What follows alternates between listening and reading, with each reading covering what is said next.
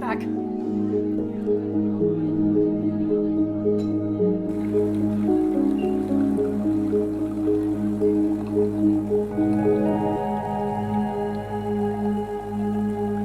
Hi everyone, welcome back to a brand new episode of the Talk of Fame podcast. I'm your host, Kylie, and on today's episode, we're welcoming Kate Brock. Kate's a young female actress in the Dallas, Texas area, in which she's freshly signed with Johnson Talent. She's currently writing a short film that she's planning to direct. She's also an acting coach at Cathryn Sullivan's Acting for Film and is a big advocate for women empowerment, which is something that, me and you have in common. But she also has a novel that she's currently working on as well that we'll dive into later this episode. But welcome to the podcast, Kate.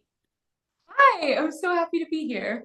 So to kick things off, you are literally a very young actress. Like me and you're probably around the same age. Tell us a little more about like your journey into acting and what inspired you to pursue this career. I know we talked a bunch about this before we started recording, but if people are definitely learning more, can you tell us more about that?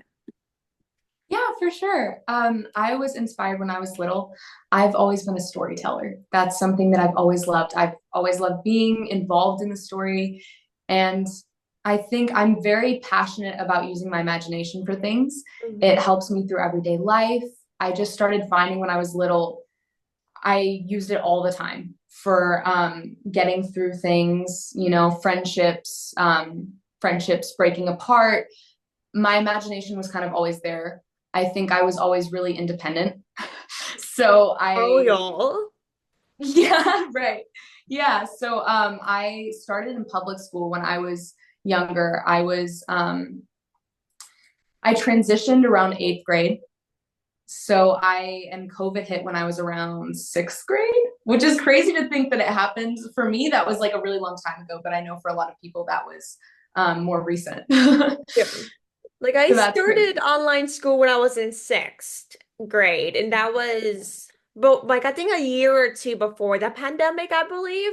I'm in 12th now, but I literally am so grateful I started online before because when COVID hit, everyone just turned online because nothing was in person. So I'm literally so grateful that happened before, but I can imagine that starting it literally during COVID is something that I feel bad for a lot of people. Yeah. Yeah, it's really weird. I kind of went on and off for a while during COVID because by the time it's kind of starting to end for a little while, and then they let me back in person and I kind of did Mhm. partial. And then by the time I reached eighth grade, I tried a year in person. And then I was just like, you know what? It's not quite for me. It's not quite in my path. So I decided to go online. And I think COVID struck a big change in the industry. I Mhm. think it's changed a lot of things. Auditions are now really different. Most of auditions are tapes now. Yeah. So I transitioned and I was like, you know what? It gives me way more time to do tapes from my house, which is really nice. Mhm. Back to inspired. Um, when I was around third grade, a lot of things used to inspire me. Of course, I grew up a storyteller, but I think this was a random core event. You know how it's like an Inside Out, they have those core memories. Yeah, yeah. This is one of my core memories. I was in third grade. I lived in Chicago, Illinois. So I moved around a lot when I was growing up. Right up until about sixth grade, I moved around 8 or 9 times. Oh my God. So That yeah, so I long? moved schools, I moved around a lot. But when I was in third grade, I lived in Chicago and we went to this one show. It was in the Chicago theater. It was a David Blaine show. He's a famous magician. He's known for holding his breath underwater for like 10 minutes and like 50 seconds or something. It was some kind of world record for a while. And I was super excited.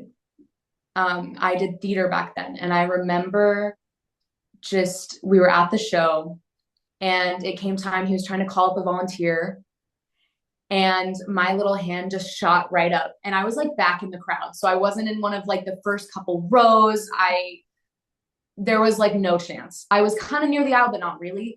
So I Hmm. had my little brother next to me. I had Jack. He's a lot older because he's a year older than me, but at the time we were both really little.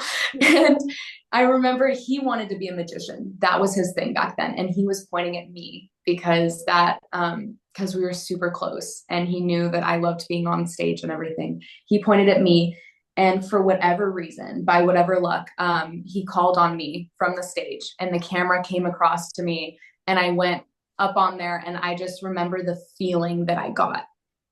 It's like an indescribable adrenaline rush feeling. And I just kind of, every actor wants this feeling. It's kind of the blackout feeling when you get in front of a camera or an audience. You just become this sort of energy. I don't know how else to describe it. It's this light energy feeling. And it was phenomenal. I just started talking. He gave me a mic and I started talking and we did card tricks in front of like the whole of Chicago theater, which is a huge theater. Um, Theater is it kind of like something like big, but not like gigantic? it's a gigantic theater. It's known as one of, I don't quote me on that, but I think it's one of the largest theaters in the US.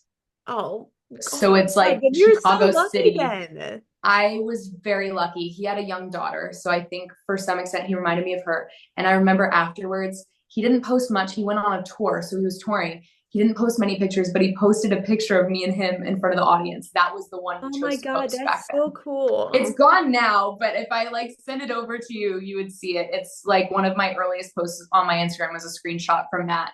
And it's just us in front of like the entire audience behind us. And it was on Google for a while. I think you can still find it and Google it.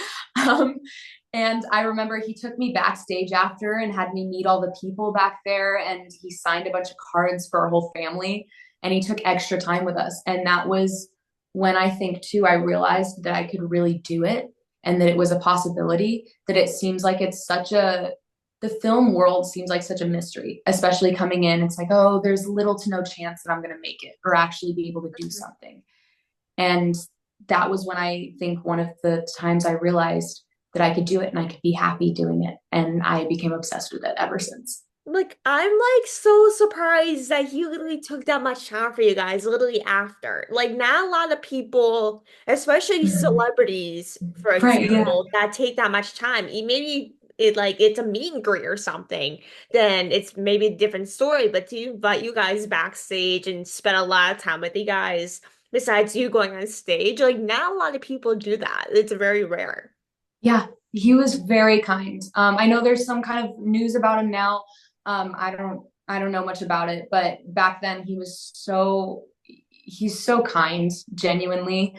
And the fact that he did that and like pulled us back, and it was just for us. It wasn't like he was advertising it to everyone else, like, look, I'm doing this. Mhm. It was very, for me and my brother, it was an inspiring moment. It was one of the moments growing up that I was like, you know what? I want to do this. This is what I want to do, to meet people like this. I think the good outweighs the bad. I genuinely do. I think the good people you meet and the connections you make and the experiences you hold for a lifetime, they outweigh the negatives. So that was really special. And I know he did close up magic for a bunch of people, like a ton of people. There was like Katy Perry and like just random celebrities that he'd go and do close up magic for. And yeah, I just felt really special, especially as a little kid. I was like, after the show, I was crying, and they said no photography in the theater, but of course, my family was Of like trying to course, get you a have picture, to. of Like, course, you just have to because sneak it up. yeah, and they weren't going to stop them, so they got some video of it, and I remember I watched it back later, and I would watch it with my family, and I was really well spoken. I was told early on that I was a well spoken kid. um, so then Right, that's ever the since best then, compliment anyone can give you, honestly. right, yeah. So I think that was one of my core moments that genuinely, because it's hard to pinpoint something, but if I had to, that was one of the things. Like that is something that he really didn't have to do, but did anyway.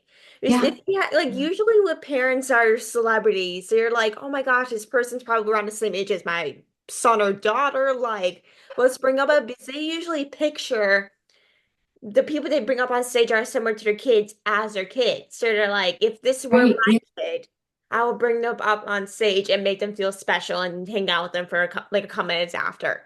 It doesn't Yeah. matter what you do for a living. It's a matter of treating people like you've been friends for years. Yeah. And it's great that you have that experience because it's like not a lot of people take time to actually talk with you after the show. Usually they're just like, okay, here's 5 minutes during the show and that's it. They go on with their lives and they go on different shows and do whatever after the show. But that's not exactly what he did. He at least took the time to talk with you guys and hang out with you guys after the show. And that's a big special moment that he actually did something like that because not a lot of musicians or whatever do that actually after the shows. Those moments I think make the industry for me. I think that that magic is what keeps the industry alive. I think it keeps people alive. That's why too storytelling is so important for me because I would remember I had friends who had grandparents or friends in the hospital that would be watching TV and that would take them away from reality for a little bit. I remember that was, of course, I love acting because it's something that I naturally, I love it. There's something about it. But another reason, if I had to have another reason, it's the feeling that people get from it and the help that it gives people to escape from reality for a little while. Because you never know what someone's going through. I always, my thing was always drama acting. I started with drama. That was one of the things that I loved was that intense, passionate, the feeling I got from it was unreal. So I started with that. And then people a lot of times they'll ask me, hey, why do you love drama so much? Because it's, it's crying and it's these intense emotions that a lot of times people want to shy away from. Mhm. And I always say, I love watching it and being involved in it because when I watch it on a screen, it makes me feel less alone. It makes me feel like, oh, they understand Like this you person. understand why I actually want to be in drama. You just find more Exactly. inspiration. Yeah. When you watch, and I feel like it gives people a representation of themselves on screen because, life isn't always perfect. And instances in life, you're not always happy or you're not always joyful. So I feel like since acting is such a comforting space, even if it takes you away for a little while, I feel like there's a level of that comforting space that should be, oh, I see myself on that screen. I've been going through this situation and I don't know who to turn to because maybe they don't have a lot of friends, or maybe I am going through something with, I don't know, just health or friends or environment. And you can feel kind of trapped and alone in those moments. I think too, a lot of my friends, without calling them out by name, I have a lot of actor friends that we get, we feel alone sometimes because we're different or we feel weird or strange and we're really hard on ourselves. A lot of actors, I think, are. Hmm. Um, and you see there are a lot of movies that are concepts are around that. Hmm. But I think drama gives me that safe space to feel like, oh, they feel it. I'm not alone in this. That's actually so true because I feel like a lot of people in this industry or do something big that not a lot of people do is something that makes you less alone and have people around you that feel the exact same way. It's very rare if you don't have anyone that's kind of does the same thing. And I've Yeah. experienced that so many times with basically having so much going on. Like it's very hard to talk to someone that's been the same way or have talked to a family member or something, even though they might feel that way. It feels very hard to actually find that person that will actually get it and help you, encourage you. Because it's very hard and it makes you feel less alone. That's because no one is like you in a way, which makes things very hard. Yeah, for sure. So you're right, talking about your short film. So you're currently writing and you're planning on directing it. Like, what can you say about this project so far? On the topic of short films, I would like to preface by saying one of the short films that I was recently starring in is actually out on YouTube if anyone wants to watch it. There are going to be some developments with that hopefully later that I can't quite talk about yet because they're not confirmed. But if you want to go watch that for anyone, Picto was the production company that shot that, and it's called Chaotic Coffee Shop. That is something that was a film that actually was one of the films that inspired me to go direct my own and write my own. I recently shot that. That's a film. It has some mature content, but on the topic of women empowerment and just women in general, I thought that was a really powerful film, and it hit really close to home for me personally. So it deals with some tough topics like SA, eating disorders, a slight bit. Yeah, and the premise is it's about a group of girls that have eating disorders, and they go to a cafe. It's an outing, and my character, she sees someone that she knew, and there's some drama. So I won't say anything else about it as not to spoil it, since it's shorter, but anyone who wants to look at my work, that was an intense drama that I had to film, and I loved every second of it. The crew was so supportive. The director was Sean Cunningham. He was the sweetest, coolest, most smart director I've ever worked with. He's so cool. And I appreciate getting to be a part of such an impactful project. So there's that. And then after that, I was inspired. My novel that I've been writing for a long time, that's in the works, it's called Isolating Fears. It's a psychological thriller. Yeah. It's kind of like a dystopian, like Hunger Games meets, I guess you could say Midsummer with Florence Pugh. So it's that's a little freaky, but that's the one that I'm writing. And then that also inspired me. I was like, you know what? I'm kind of interested in, and to fill my resume. And in general, I just had this idea pop into my head. And it's called The Boy Who Lived in the Circle House. Oh my God, I'm so excited for these now because I'm into like thriller type of books. So that is something that I literally want to read. So let me know once it's out so I can Oh, definitely I will.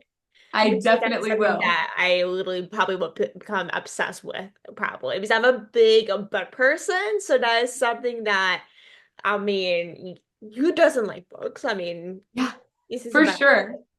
like, do you Yes. have a favorite book? Okay, I'll go to that. I have to go back. The short film is about to answer your previous question, because I ramble a lot. I have ADHD. So No, I naturally get it. I do the same thing. I go up and down. The short film is about there's a boy named Jacob, and what I can say about it so far is he's playing in his yard. It's a small town, and all of a sudden he meets another boy that's a little younger than him. This other boy is walking down the street, and they meet and they kind of become friends. And the movie is kind of a contrast between their two personalities. And there's a bit of a mystery there, where the boy he met came from, other things, and you just kind of see these oddities throughout the film. And then the end makes things make more sense. It's also a little bit open to interpretation. So that's my little preface. I won't spoil too much of it. But we're set to film that very soon. I have a crew set together, some of my friends that are in different parts of the industry, that are also actors themselves, that are willing to help me put that into production. Awesome. At least you got a bunch of people so that are actually committed so you don't have to actually die for people. Right. Yeah, that's a really hard part. I think that's an important subject, is, getting the connections is a very important part of the industry, I think. Is, when you have friends that are in those acting classes that also do other things, like I'm interested in writing and acting. Acting's obviously my core thing, but I also love to write. And so I have some friends that are, oh, I love to act, and I also love to film, or I love to I would want to produce, or I like music. So I have people that will also be simultaneously going to school. That's the great part about acting. And I think the class that I'm in as well, and my friend group, is that as actors, we're used to being other people and making those connections, and learning a variety of skills. So I know different friends that'll be doing two things, and they can help me with my thing. So, If I and I'll help was in them. charge of that sort of thing, I would lose my mind no matter what. Yeah, it's stressful. It's very chaotic. And the studio that I work at can be very chaotic. It's always rewarding, though. I mean, it's always it's just this feeling, this adrenaline feeling that you get. There's nothing like it. It's making dreams come true. It's inspiring little kids to go act. Mhm. It's inspiring the next generation, and the creativity that goes into that studio is crazy. I won't, but I could go on for hours just about the creative things that I've witnessed at that studio that I bet no one else in my age range, or a lot of people just in general, couldn't say they've ever experienced. Some crazy things have happened at that studio for scenes, method acting, other things. And I think that's what I love being involved in. I love the chaos because it inspires me in ways to write, to do other things. Like I'm the same way. Like you mean that's how you grow as a person and as an actor. Like I'm For the type of sure. person that loves to work with younger kids in For sure. different ways, whether it's actual job or it is something to do. I mean, like working with kids and helping them, inspiring them is honestly the reason what you do every single day in helping inspire the younger generation, maybe actors or something. Yeah, And that is something that I know a lot of people are passionate about as well. But to do that for like a living, that is something that I know you love, and that's something that, makes my life a whole lot sweeter is working with younger kids. for sure. Yeah. It's it's amazing. There's some parts of it that are just, it's beautiful. When you see, I think one of the things being an acting coach of that studio, that's the most rewarding is when you help another actor and you see them click, you see them have a breakthrough. That's one of the things I love about it. And we have all the different levels of that studio, and each level focuses on a different part of acting. And Mhm. then by the time you're in masters, you collect all of them. We like to say they're like tools in a toolkit. And then you can use them for each scene you do. If you're doing an audition or, um, just in general, any scene that you do. Or we have a lot of people that have thrived from that studio. So we have stars that have come out of that studio. It's an amazing place to work and to be. Oh, that I love it. So, to wrap up this episode, like, what's next for you in your career? I know you mentioned some of it before, but to give it more in depth, like, what's next for you and your career? Yeah, I would say doing as many auditions as I can and putting myself to work as much as I can. I think for me, I always like to be working on something. I'm always doing something towards my career. Mhm. And I think it's really important, just as to mention, um, empowering other women in the industry, because there are so many standards and dumb social media things. And I think letting people breathe and seeing that people are human, actors are human, writers are human. And I think communicating and connecting with people, that's something that's in my future, is connecting with people. Those imperfections in film, that's what makes some of it worth it as well. Like watching a film and knowing that this character isn't perfect, but that's what makes him human. So I think that's something important to remember. um, yeah, I think that's what's next for me, is just empowering other actors and working really, really hard. That's literally, if someone asked me that question, that is exactly what I was gonna say. Like, I'm the type of person that works their butt off no matter where I'm at, whether I'm on vacation or what. I'm always doing something. And you have to love it to do it every single day. Like, you grow by doing many different things, and that's how you get big, is working your butt off every single day. I know a lot of people oftentimes just do it for the money, but you really have to do it actually for the love of it rather than the money part. And to empower others and to gain new connections while doing it is also a plus, don't get me wrong. But to empower each other as an industry, especially entertainment, it can be a very hard industry. That's the Yeah, most important thing. that's And hard. I think that's probably one of the most key points in that. It's really hard. I think you have to really have a heart for it to keep going. You have to really love it, because I think there's a misconception that, oh, it's about money or it's about fame. It's not about it at all, because once you really, and I think actors and people that really devote their time to it know that once you get up in that environment, you know that, because there's almost no chance that you're going to continue with it if you're just doing it for money or you're just doing it for this. Because most of the time, I would say most actors out there barely get paid. And a lot of it is about making connections and making sacrifices and doing stuff unpaid, so that in the future you have those friends and you have that magic and you have those connections. So I think it's just having the heart for it and staying in it and finding wherever you can be involved in it, wherever you can do it. Whether it's community theater, which theater and film are very different, but I think some of the skill set can be similar. Getting in front of people in audience, learning how to talk with people and communicate with people. They're all really important things to keep you afloat, because sometimes there's so much pressure in a general society about it and about, oh, you have to succeed or what else is there. But it's just finding a space where you can be creative, finding a community you can be creative in, that you push each other to grow. It's about pushing. That's why I have so many like actor friends, is because we're different in the aspects that we like to some extent about acting. I have a friend that's really into old Western movies Oh my and God. action movies. And he pushes me to grow because I love those movies as well, but I'm more geared towards another set of movies. So I think I have those friends that we just kind of push each other to the point where we grow in a healthy way versus being like negatively competitive.